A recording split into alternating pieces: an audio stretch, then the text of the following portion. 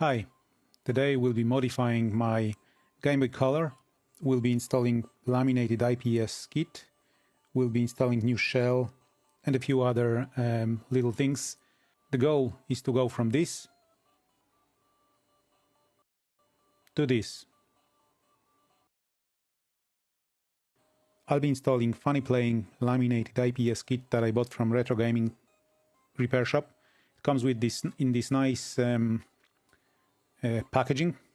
The kit comes with the screen itself, which is laminated, so has the screen lens attached to it already, which makes the job a lot easier because there will be no dust and any other stuff under the screen.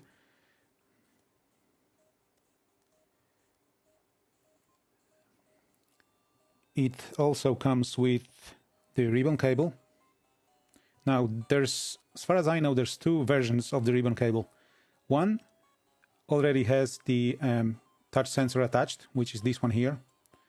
Makes it slightly easier to install. So this one comes with the touch sensor attached. The kit also comes with additional touch sensor. So if your kit doesn't have that built-in touch sensor, you will need to solder this one. The kit also comes with a few wires and the protective sticker that will stick to the screen, to the back of the screen. I will be using FunnyPlaying custom FunnyPlaying shell.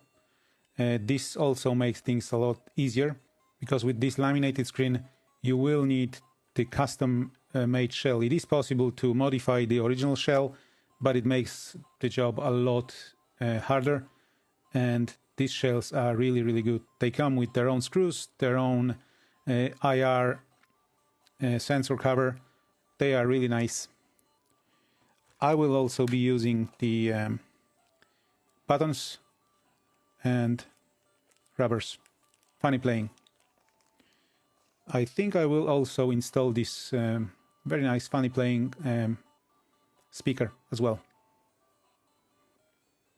And I will be using this GameBoy Color, original GameBoy Color, as a donor.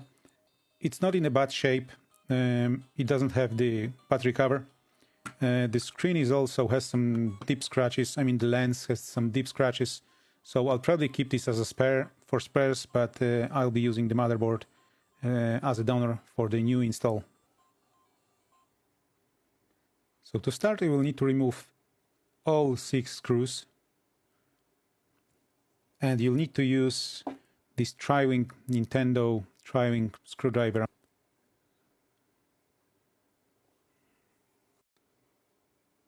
So we'll start by removing the 6 screws.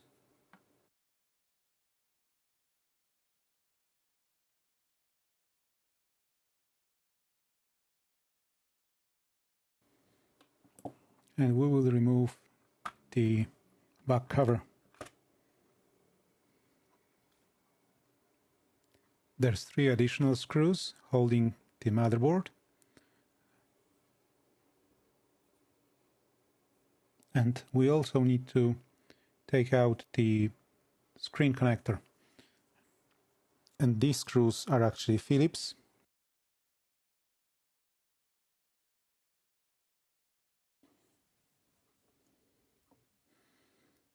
And we'll need to disconnect display. So in order to do that, there's 2 tabs that you need to push up, just like that.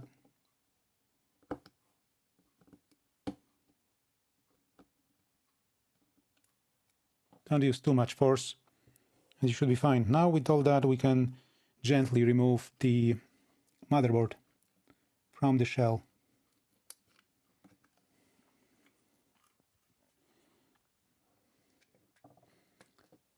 The motherboard is out. Now would be a good time to clean the motherboard. Make sure it's all the contacts are clean. Clean these contacts here as well. So that's what I'm going to do off camera. So the board is clean now, and in order to desolder, to install the new speaker, I will need to desolder the old one. And these are the 2 points that I need to use. So let's do this right now.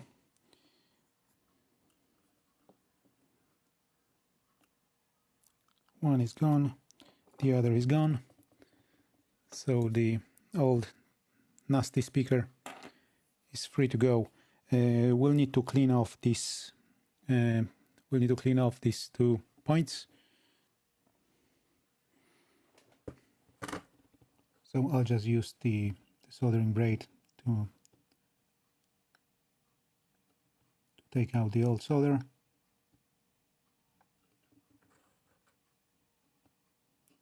And we are not there yet.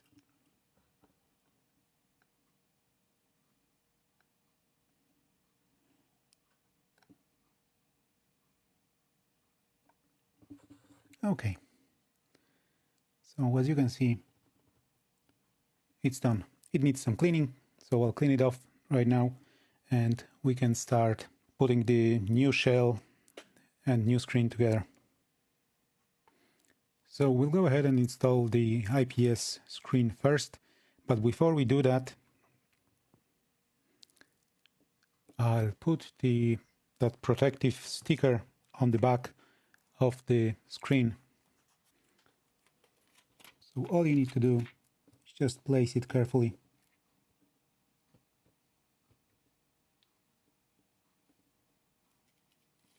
Just like that. So this will prevent from any shorts when we'll install the ribbon cable. Okay, with that in place, we'll just take this, remove this double-sided tape,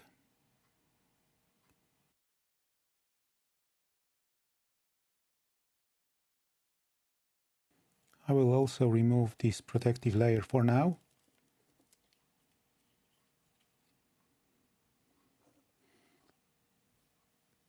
And carefully install the screen, sliding it in, just like that.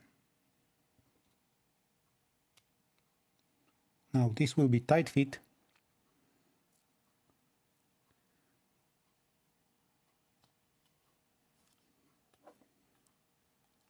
Just push it a little bit so that it sticks.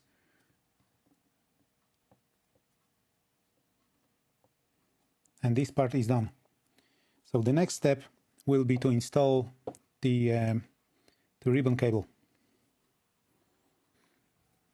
But before we install and connect the ribbon cable, we need to prep the 2 pads, start and select. So let's go ahead and prep in those.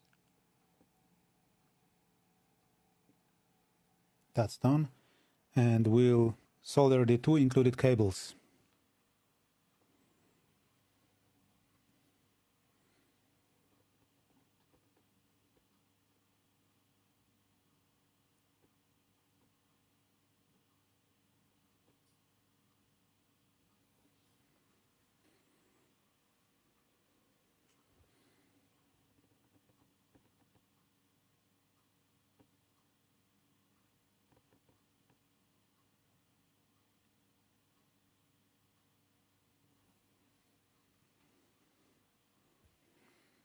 And I will also clean this area to make sure there's no remains of flux or any other dirt. And then we'll connect the ribbon cable to the connector on the screen. You need to be careful with this. These connectors are fragile, and we need to make sure it fits correctly before we start pushing.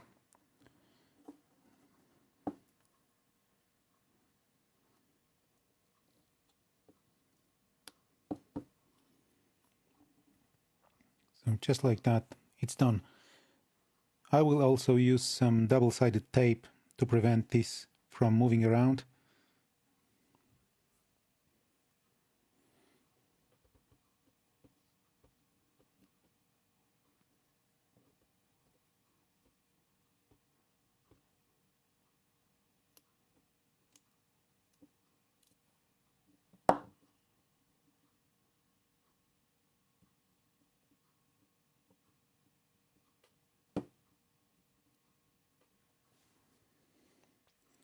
So with that done, we need to focus on our speaker. Obviously, the speaker has some sort of connector here, and the motherboard has some just the place where we can solder the kind of raw wires. So I'll cut these off and I'll solder these wires to the motherboard. So with these two wires pre-tinned now, we can go ahead and install those.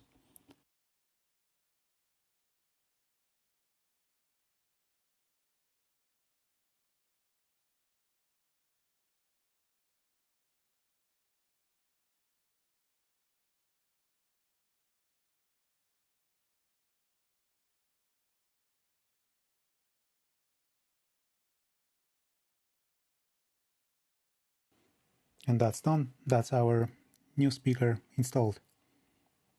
We'll then need to position it correctly once we install it when we install the motherboard. And with that done, we now need to install we now need to connect the ribbon cable to the motherboard, and we'll just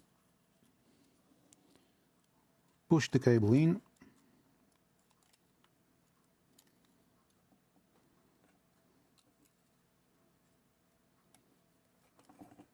and lock the tabs.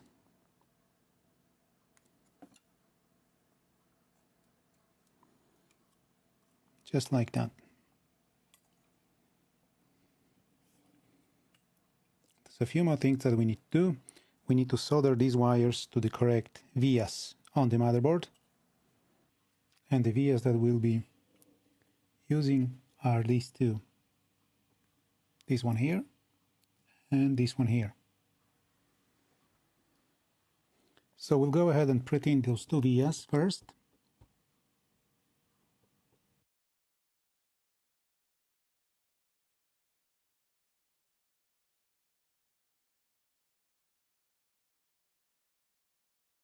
That's done. And we will be soldering the start button to this one here and select button to this one here.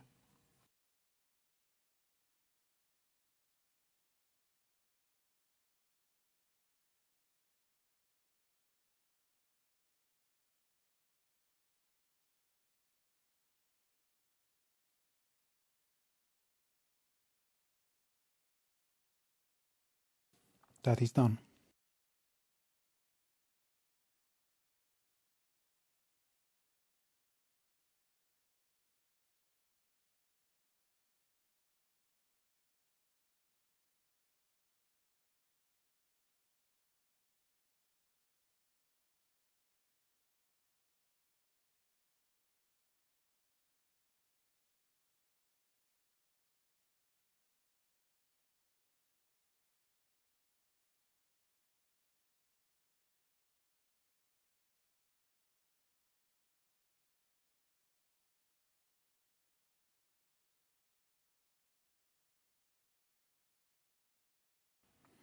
We can now flip the whole board, making sure that these cables are in place.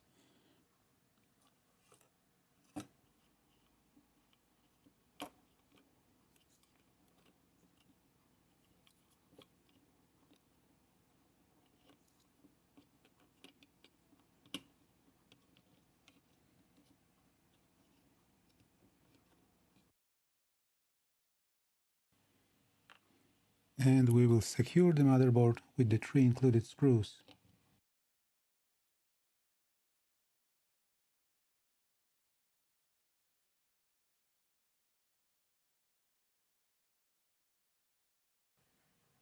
And with that done, we need to put the touch sensor behind this cover. But what I like to do, I like to put a little bit of just a tiny bit of double-sided tape to keep it in place. So just be very careful. Try not to destroy the touch sensor.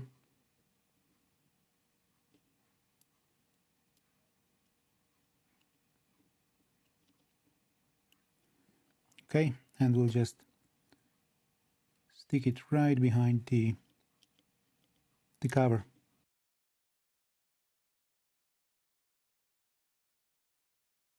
So the last wire we need to solder is a wire between this pin labeled C on the power switch and the pad here labeled power.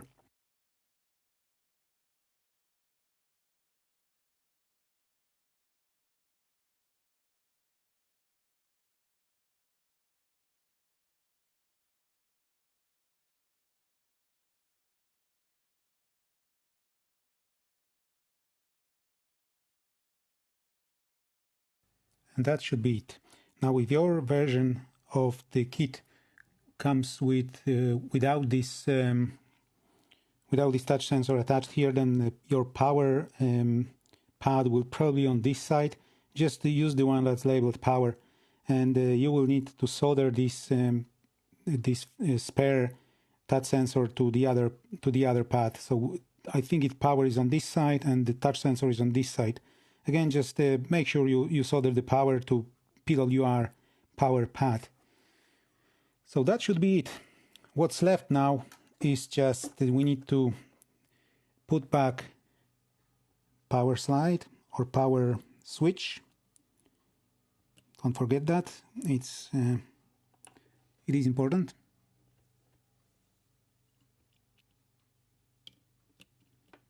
Just like that. And also the IR cover or infrared goes like this. And now time for the back cover. So just carefully install it back. Or maybe one more thing, since this is the transparent, I'll just route this cable in a way that it looks prettier.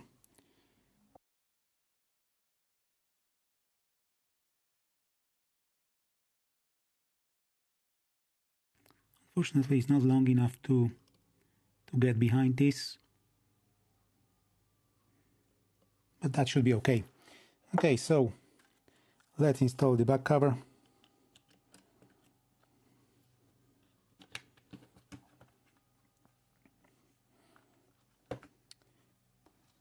And finally, put the screws back.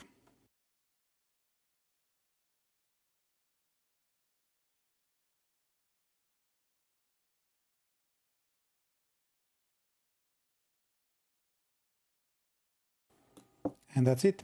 We are done. Just make sure the buttons are working fine, and we are done.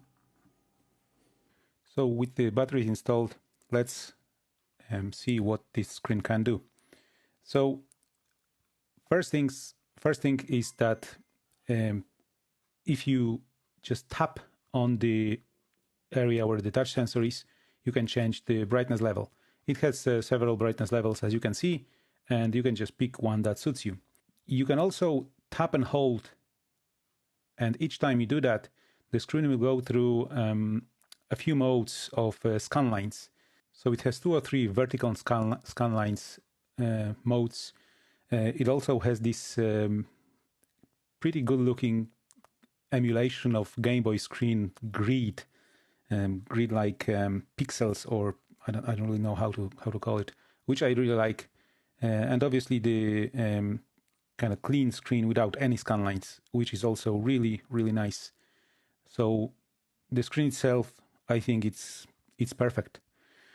The other thing you can do is you can press and hold start and select at the same time, and then it will go through a few modes again of configuration modes. So first thing, when the game is highlighted, you can change the vertical position of the screen. It is centered by default, but just in case you want to change it, you can then press or start or select, and the screen will move vertically. Then tap the touch sensor, and you can then change the horizontal position of the screen. I'm not sure if you can see this, but it's moving from side to side. Then if you can tap it again, you can pick the color of your of the logo, GameBoy Color logo. So it has several options. I'll